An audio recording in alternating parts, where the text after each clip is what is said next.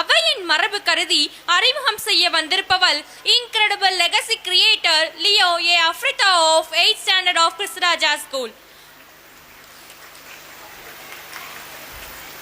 ராஜா கிளி ஃபாத்திமா பீவி தம்பதியினருக்கு 1973ஆம் வருடம் பிறந்த இவர் தனது பள்ளி படிப்பை முஸ்லிம் புலவர் நடுநிலை பள்ளியிலும் ஆறுமுகம் பிள்ளை அரசு ஆண்கள் மேல்நிலை பள்ளியிலும் கிறிஸ்துராஜா டியூஷன் சென்டரிலும் பயின்றார். திரைகடல் ஓடையும் திரவியம் தேடு என்ற முதுமொழிக்கேற்ப சவுதி அரேபியா சென்று பணிபுரிந்து பெரும்பொருள் ஈட்டினார். 2001ஆம் ஆண்டு ஷகிலா பானுவை கரம் பிடித்தார். தாஹிரா ஷிரின், சஃபிகா ஃபாத்திமா, ஆஃபிதா பர்வீன் ஆகிய 3 பெண் குழந்தைகளுக்கு தந்தையானார். இவரது சகோதரர்கள் ஆர் அப்துல்லா, ஆர் ராஜா முகமது. சகோதரிகள் எஸ் மும்தாஜ் பேகம், எஸ் ஜென்னத் பேகம். எங்கள் நண்பர் விக்டர் சார் அவர்கள் மாணவர்களாகிய எங்கள் ஆள் மனதில் பதிய வைக்கும் கருத்து, நாங்கள் அனைவரும் நன்றாக படித்து உயர்ந்த வேலைக்கு செல்ல வேண்டும். ஆனால் பிறரிடம் சம்பளம் பெறும் எந்த வேலையாக இருந்தாலும், அது அரசாங்க வேலையாக இருந்தாலும் கூட குறிப்பிட்ட அளவு பொருள் சேர்த்த பிறகு அந்த வேலையை உதறி தள்ளிவிட்டு நாங்களே சொந்தமாக தொழில் அல்லது பெரிய நிறுவனம் தொடங்க வேண்டும். நம் கையிலிருந்து 10 பேருக்காவது நாம் சம்பளம் வழங்க வேண்டும். விக்டர் சாரின் மாணவராகிய நமது சிறப்பு விருந்தினரும் இதனை கருத்தில் கொண்டு தான் சவுதி அரேபியாவில் பார்த்த வேலையை உதறி தள்ளிவிட்டு தாயகம் திரும்பி தான் பிறந்த மண்ணாகிய திருப்பத்தூரில் 2019ஆம் ஆண்டு ராசி ஜுவல்லர்ஸ் என்ற நகைக்கடையை ஆரம்பித்தார். புன்னகை மன்னரின் பொன்னகை கூடமாகிய ராசி ஜுவல்லர்ஸ் இன்று நமது திருப்பத்தூரில் சிறப்பாக செயல்பட்டு திருப்பத்தூர் மக்களின் நகை வாங்குவதற்கு ராசியான நகைக்கடையாக திகழ்கிறது. தொழில்துறையில் கொடிகட்டி பறக்கும் இவர் திருப்பத்தூர் நகைக்கடை வியாபாரிகள் சங்க தலைவராக திகழ்கிறார். சேவையில் ஆர்வமுடையவர். சேவை சங்கமாகிய திருப்பத்தூர் ஆறுமுக லயன்ஸ் சங்கத்தில் தன்னை இணைத்து கொண்டார். இவரது பெயரும் புகழும் ஓங்க வெற்றி சிறக்க வாழ்ந்து வரும் இவரை தேடி பல பதவிகளும் பொறுப்புகளும் வந்தன. திருப்பத்தூர் பெரிய பள்ளிவாசல் செயலாளராக சிறப்பாக பணியாற்றி வருகிறார். விரைவில் திருப்பத்தூர் பேரூராட்சி வைஸ் சேர்மன் பதவி இவரை ஈர்த்து கொண்டது. I am proud and happy to introduce our alumnus of Krisraja, Tirupattur Town Panchayat Vice Chairman Lion Khan Muhammad to the audience. Thank you very much. Thank you very much, Afrita. Address by Chief Guest by Lion or Khan Muhammad, Vice Chairman, Tirupattur Town Panchayat, alumnus of Krisraja.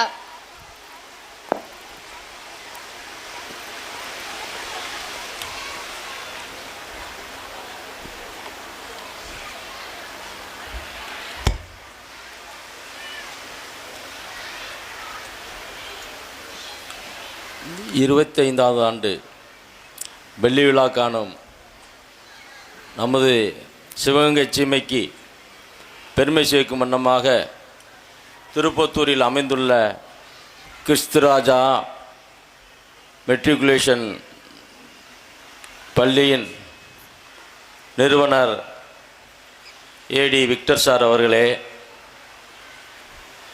எனக்கு முன்னால்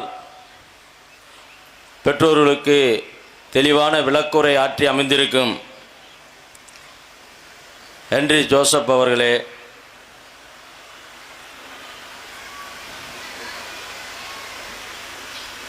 ஏடி Victor சாருக்கு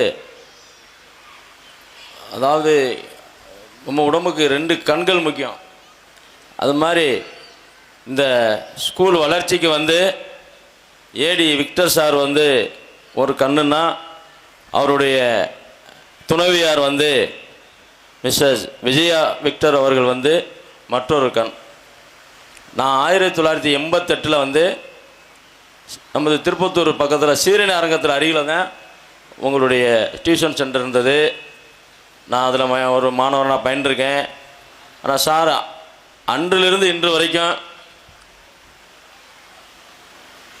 இறைவன் அவருக்கு நீண்ட ஆயுள தரணும். அன்னைக்கு பார்த்த மாதிரியே இளமையாகவே இருக்கார். அதே கண்டிப்பு, அதே கனிவு, இதுதான் அவருடைய வாழ்க்கை முன்னேற்றத்துக்கு ஒரு ப்ளஸ்ஸு. அதுக்கு அவங்களுடைய துணைவியார், அதாவது மனைவி அமைவதெல்லாம் இறைவன் கொடுத்த வரம்னு சொல்லியிருக்காங்க. எந்த ஒரு ஆண் மகனுக்கு நல்ல துணைவியார் கிடைத்துட்டானா அவன் தான் முதல் பாக்கியசாலி. நிஜமாக சொல்கிறேங்க, நான் வாழ்க்கையில் நான் அனுபவித்த வரைக்கும் சொல்கிறேன், நல்ல துணைவி தான்.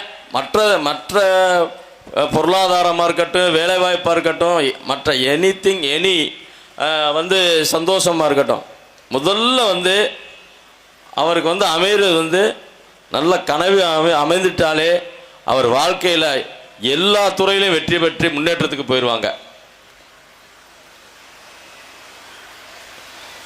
என்னை பற்றி எனக்கு வந்து ஒரு 5 நாளைக்கு முன்னாடி சார் ஏடி விக்டர் சார் வந்து ஃபோன் பண்ணி இந்த மாதிரி ஆனுவல் டே இருக்குது, நீங்கள் வந்து உங்களை சீஃப் கெஸ்ட்டாக இன்வைட் பண்ணுறோம், வந்து கலந்துக்கன்னு சொன்னாங்க. எனக்கு உண்மையிலே ஒரு செகண்டு வந்து நானே என்னை கிள்ளி பார்த்துக்கிட்டேன். ஏன்னா எனக்கு அவ்வளோ ஒரு சந்தோஷம்.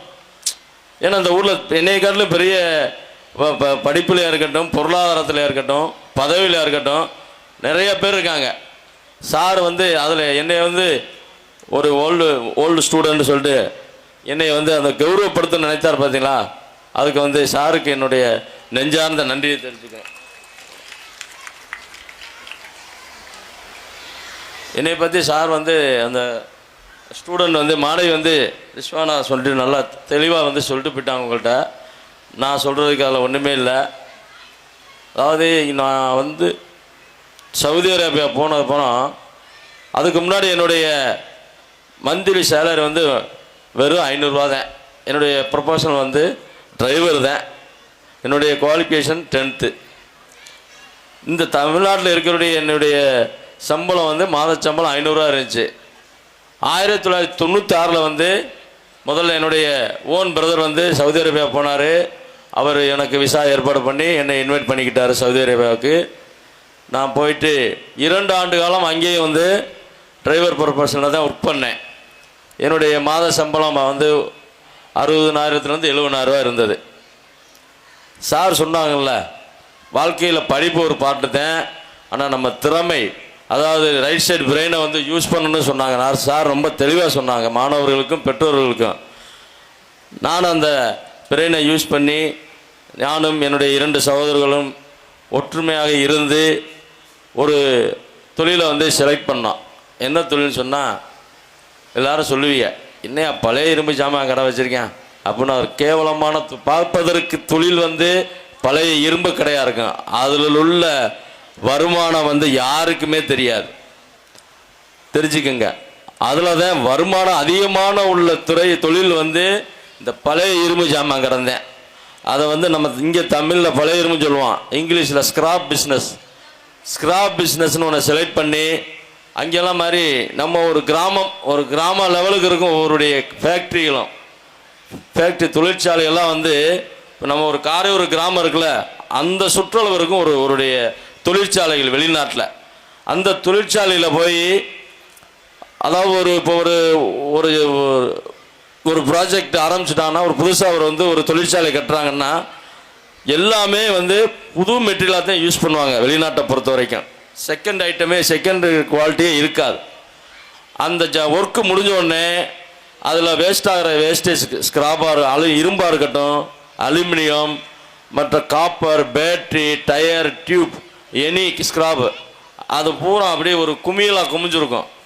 அதை நம்ம போய் அவங்க வந்து அலௌன்ஸ் பண்ணுவாங்க, இத்தனாம் தேதி இந்த ஸ்கிராப் வந்து ஏழை விட போகிறோம் அப்படின்னு அலௌன்ஸ் பண்ணுவாங்க. நம்ம அன்னைக்கு போய் அது சரியான மதிப்பீடு செய்து, நம்மளை போல் நிறைய வியாபாரிகள் வருவாங்க, அதை கரெக்டாக மதிப்பீடு செய்து நம்ம கொட்டேஷன் கொடுத்துட்டு வந்தோம்னா அது நமக்கு இறைநூறால் அது வந்து நம்ம கிளிக் ஆச்சுன்னா அது நம்ம அப்புறம் போயிட்டு நம்ம வந்து அவங்க இன்னும் அட்வான்ஸ் பேமெண்ட் கட்ட சொல்லுவாங்க. பேமெண்ட் கட்டணும், முதல்ல 50% பேமெண்ட் கட்டணும், அப்புறம் மெட்டீரியல் டெலிவரி எடுக்கையில் பாக்கி பேலன்ஸ் 50% கட்டணும். இந்த மாதிரி வெளிநாட்டில் வந்து இந்த ரைட் சைடு பிரெயினை யூஸ் பண்ணி தொழில் பண்ணனால தான் உங்களுக்கு முன்னாடி நான் ஒரு சீஃப் கெஸ்ட்டாக வருவதற்கு இறைவனும் எனக்கு வந்து ஆசீர்வாதம் வழங்கியிருக்கேன். என்னுடைய சுய முயற்சியும் அந்த ரைட் சைடு பிரெயினையும் யூஸ் பண்ணி என்னுடைய உழைப்பால் வந்து இந்த இடத்துக்கு வந்திருக்கேன்.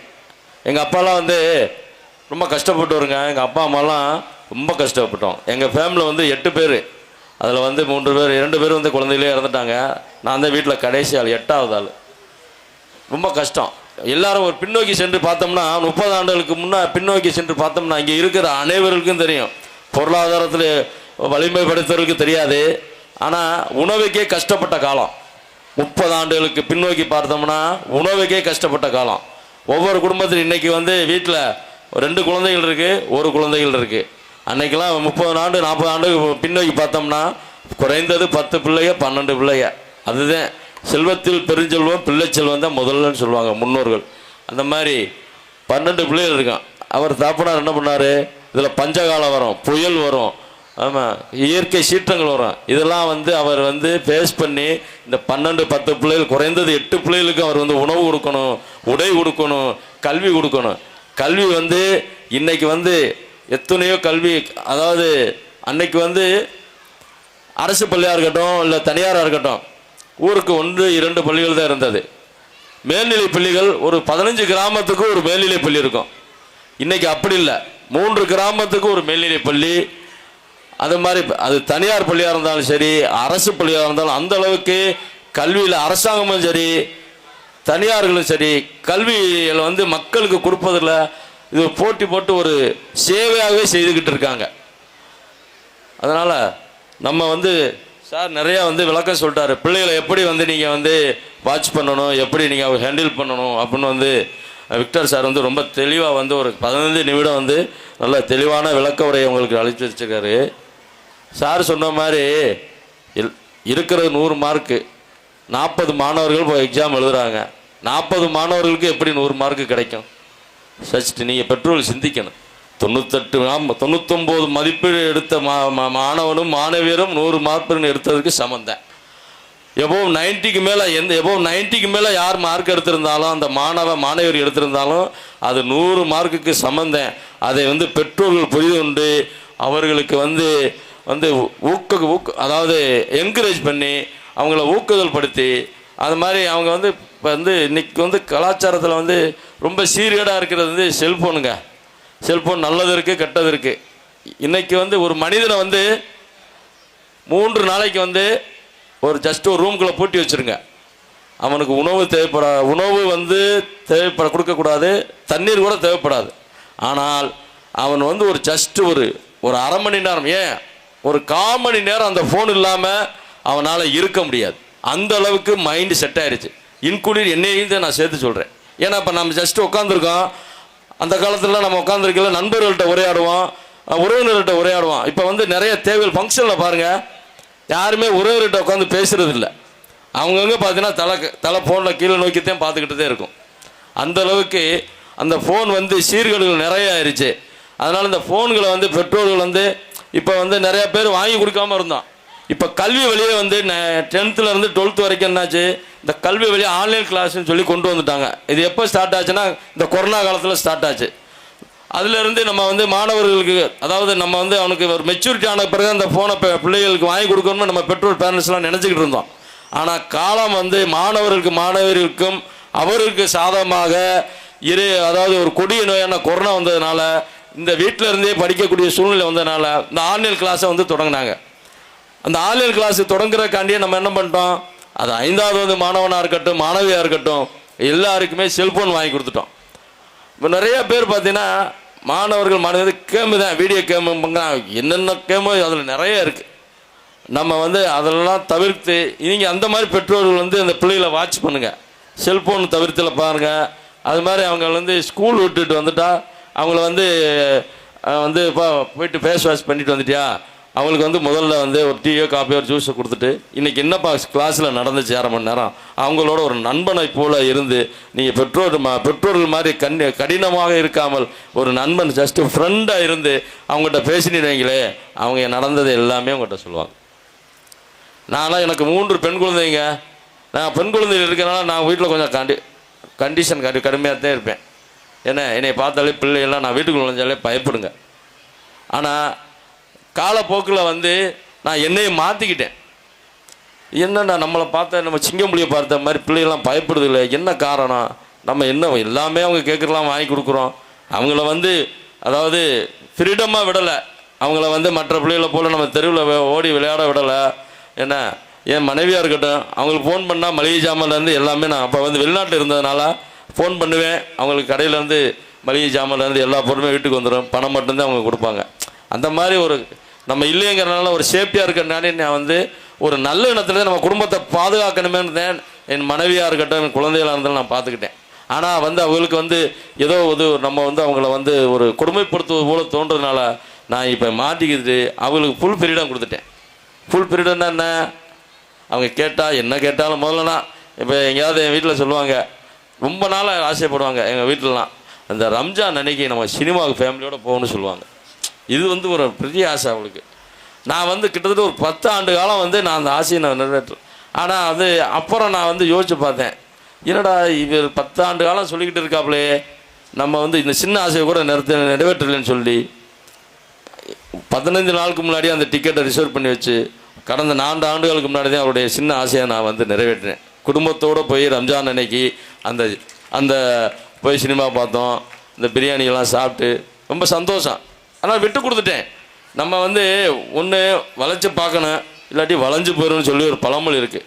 வளைச்சி பார்த்தா முடியல, நம்ம வளைஞ்சு போவோம். நம்ம மனைவிட்ட நம்ம பிள்ளைகிட்ட தூக்குறதுனால தப்பு இல்லைங்க. நமக்கு வந்து பிள்ளைகள் நலனும் மனைவியோட நலனும் நம்ம உறவினர்கள் பெற்றோர்கள் நலன் தான் முக்கியம். அதனால் இங்கே மாணவர்கள் இல்லை, இருந்தாலும் நீங்கள் உங்கள் கம்மியாக இருக்கீங்க. இன்றைக்கி வந்து பெற்றோர்களுடைய ப்ரோக்ராம், நாளைக்கு தான் மாணவியருடைய ப்ரோக்ராம் நினைக்கிறேன். அதனால் பெற்றோர்கள் வந்து நல்ல அறிவுரையை சொல்லுங்கள். சாருக்கு ஒரு சின்ன ஒரு விஷயத்தை சொல்கிறேன். இந்த தகப்பன் அதாவது பிள்ளைகளுடைய எந்த குழந்தையும் நல்ல குழந்தை தான் மண்ணின் பிறக்கையிலே, அவன் நல்லவனாவதும் தீயவனாவதும் அன்னை வளர்ப்பினிலே. எதுக்கு பார்த்தீங்களா, தகப்பனை அப்பன் வளர்ப்புன்னு சொல்லலை, தாயத்தான் சொல்லியிருக்கான். தாய்க்குத்தான் முழு, அதாவது ஒரு குழந்தை பிறந்ததுலேருந்து அவன் மெச்சூரிட்டியாக நல்வழிப்படுத்த வரைக்கும் அதிகமாக கேர் பண்ணி பெண்களை வளர்க்க வேண்டியது தாயினால தான் முடியும், தகப்பனால் முடியாது. அது ஆம்பளை பிள்ளையாக இருந்தாலும் ஒரு குறிப்பிட்ட காலகட்டம் தான் வளர்க்க முடியும். ஆனால் தாய் உள்ளந்தேன் அவங்கள வந்து பெண்களை வாட்ச் பண்ணி அவங்களுக்கு வந்து அவங்கள வந்து முழு நிலை வந்து அவங்கள வந்து கண்காணிக்க முடியும். சாருக்கு என்னென்னா தாப்பனாருடைய வேலை என்னென்னா, அவருக்குன்னு தாய்க்கு மட்டும்தான் வேலை, தாப்பனாருக்கு வேலை இல்லைன்னு நினைக்காதே. அவர் உங்களுக்காண்டி நான் போய் திரைக்கடை ஓடியும் திறவையும் தெரியும்னு சொன்னாங்க. அது மாதிரி உங்களுக்காக எத்தனையோ பேர் வெளிநாட்டிலும் வெளி மாநிலத்திலும் வெளியூரிலும் மனைவியுடைய நலனுக்காகவும் பிள்ளைகளுடைய நலனுக்காகவும் தன்னுடைய சரியாக நேரத்திற்கு சாப்பிடாமல் சரியாக நேரத்துக்கு உறங்காமல் ஒவ்வொரு ஆண்மகனும் கஷ்டப்பட்டு இருக்கேன். அந்த ஆண்மகன் தான் அந்த மாணவருடைய அப்பாமார்கள். அதனால அவங்களுக்கு நீங்கள் வந்து உனக்காண்டி தாப்பா அப்பா கஷ்டப்படுறாங்க அப்படின்னு நீங்களும் மனைவிமார்களும் புரிந்து கொண்டு பெற்றோர்களும் புரிந்து கொண்டு அந்த பிள்ளைகளுக்கும் நாங்கள், அதாவது உங்களுடைய கணவன்மார்கள் அந்த பிள்ளைகளுக்கு தகப்பன் எப்படி கஷ்டப்படுறான்னு நீங்கள் கொஞ்சம் தெளிவுபடுத்தணும். சாருக்கிட்டே நான் சொல்கிறேன், நான் வந்து இந்த ஃபேஸ்புக்கில் பார்த்தேன், சைனாலலாம் வந்து அந்த ஒரு சப்ஜெக்டாகவே வச்சுருக்காங்க. அதாவது அந்த குழந்தைகளுடைய பேரண்ட்ஸ், அதாவது அது தாயாக இருக்கட்டும் தகப்பனாக இருக்கட்டும், எவ்வளோ அதாவது தொழில் என்ன கஷ்டப்பட்டு அந்த பணத்தை பொருளாதாரத்தை ஈட்டுறாரு அப்படிங்கிறது வந்து ஒரு கிளாஸ்லேயே வந்து வீடியோ கான்ஃபரன்ஸ் மூலமாக வந்து காமிக்கிறாங்க. அதுக்கு வந்து வீடியோக்கு நிகழ்வாகவே காட்டுறாங்க, ஸ்க்ரீனில் காட்டுறாங்க ஸ்கூலில். அந்த மாதிரி நீங்களும் வந்து அதை வந்து அந்த திட்டத்தை நீங்கள் வந்து அமல்படுத்தணும்னு சார்ட்டை வந்து பணிவாக கேட்டுக்கிறேன். அப்போ தான் அந்த பிள்ளைகள் நமக்காண்டி தாப்பனார் வந்து எவ்வளோ கஷ்டப்படுறாங்களோ அந்த சின்ன வயதிலே அந்த கவனம் ஈர்க்கப்பட்டு அவனுக்கு வந்து குடும்பம்னா என்ன, அந்த குடும்பத்தை நிர்வகிக்கக்கூடிய அந்த திறன் வந்து மேம்படும். இன்றைக்கி நிறைய மாணவர்களை பார்க்குறேன், இன்றைக்கி வந்து ரொம்ப வருத்தப்படுறேன். பெண்கள் தான் வந்து கல்வியில் வந்து உண்மையிலே பெண்கள் இந்த நாட்டின் கண்கள்னு சொல்லுவாங்க. அந்த பழமொழியை வந்து முழுமையாக நிறைவேற்றிக்கிட்டு இருக்காங்க. ஆண்மகன்கள் பூராமே ரொம்ப கலாச்சார சீர்கேட்டில் வந்து போய்கிட்டு இருக்காங்க. இந்த சார் சொன்ன மாதிரி பார்த்தீங்களா, இங்கே வந்துங்க தாய்மார்களும் மாணவிகளும் தான் இங்கே இருக்காங்க. ஆண்கள் பாருங்கள் விரல் விட்டு அண்ணன் கூட ஒரு 25 பேர் தான் இருக்காங்க. ஆனால் 100க்கும் மேற்பட்ட தாய்மார்கள் தான் வந்திருக்கீங்க. இதிலிருந்து என்ன தெரியுது, நம்ம பிள்ளைகளை பார்க்கக்கூடியவர்கள், கனிவாக பார்க்கக்கூடியவர்கள் தாய்மார்கள் சொல்லி எனக்கு இங்கே வாய்ப்பளித்து என்னையும் கௌரவித்த இந்த கிருஷ்ணதாஸ்தா மேல்நிலைப் பள்ளியினுடைய நிறுவனர் ஏடி விக்டர் சார் அவர்களுக்கும் அவருடைய துணைவியார் மிஸ்ஸஸ் விஜயா விக்டர் அவர்களுக்கும் அவருடைய மகனார் மிஸ்டர் ரூபன் அவர்களுக்கும் மற்றும் இந்த பள்ளியில் தலைமை ஆசிரியர் அவர்களுக்கும் ஆசிரியர் பெருமக்களுக்கும் மாணவர்களுக்கும் இந்த 25வது ஆண்டு விழாக்கு வருகை தந்து சிறப்பித்துக் கொண்டிருக்கும் மாணவர்களின் பெற்றோர்களுக்கும் இந்த திருப்பத்தூரினுடைய துணை சேர்மன் சார்பாக நன்றியும் நன்றி கலந்த வணக்கத்தையும் கூறி எனக்கு வாய்ப்பளித்தமைக்கு நன்றி பாராட்டி விடைபெறுகிறேன். நன்றி, வணக்கம். Thank you so much, sir, for your inspirational speech.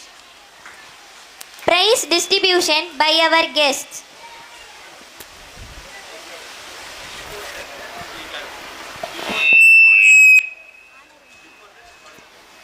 Before that, honoring the guest. I wish to honor the chief guest. His speech was very spontaneous. ரொம்ப அற்புதமான ஒரு ஸ்பீச். அவரை பாராட்டி அவரை கௌரவிக்கின்றோம் பள்ளியின் சார்பாக.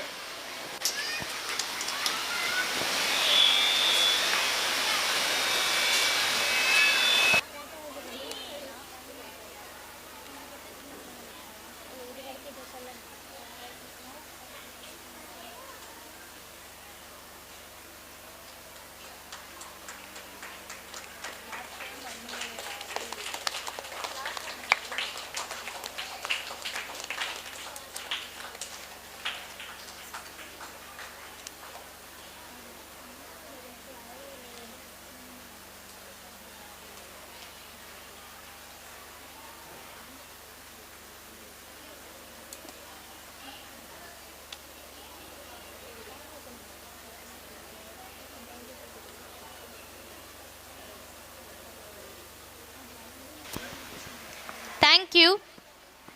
Prize distribution by our guest.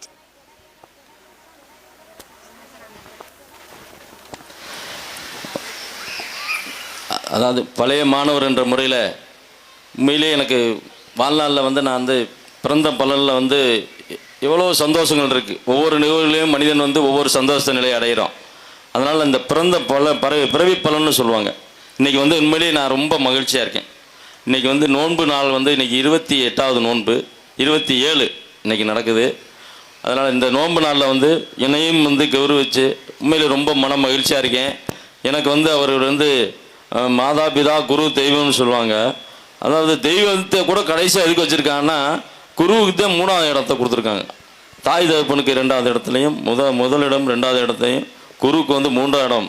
இறைவனை வந்து நீ எல்லா வீடெல்லாம் வணங்கிட்டு வந்தாலே நீ நல்வழி பற்றுவ, நீ நல்ல ஒழுக்கம் வந்துடும். தாய் தப்பனை கவனித்தாலும் குருவுக்கு நீ வந்து நல்ல மனம் நடந்தாலே நல்ல ஒழுக்கம் வந்திருந்தேன். இறைவன் வந்து 4வது இடத்துல வந்து இறைவனை வச்சுருக்காங்க.